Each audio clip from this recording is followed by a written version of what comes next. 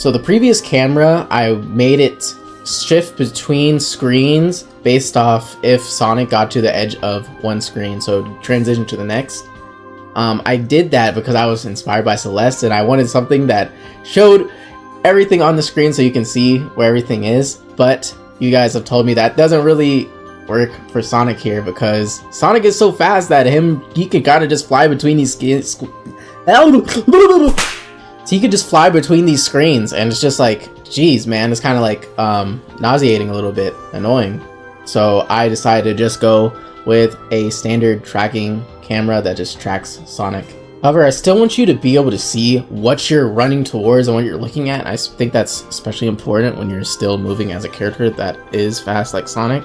So I've made some changes to the camera to where when you are running, it will zoom out and look forward ahead of the direction you are facing. Also, whenever you're jumping, I've made it zoom out and shift downward a bit so you also know where you're going to be landing. The next change I made is to the air dashes. Before, you could pretty much air dash infinitely because there was no restrictions on it. So you could just spam the shift button and you would just air dash up, down, left, right. Sonic is a character that's known for running, however, so while this could be kind of fun, I think it's important that Sonic is best when he's on the ground.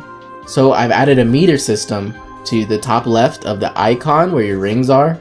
Now every time you do one of those air dash abilities, it's going to use about 50% of the meter. I think this restriction is important, so Sonic is mostly on the ground, but it still allows you the freedom of being able to use your air dash abilities whenever you have meter. And so one of the ways that you can actually get meter is actually by doing the tricks that we had before. So I hope that gives some incentive to doing tricks in the air when you can in order to build up your meter. And I've even added like a number counter for how many tricks you do in the background.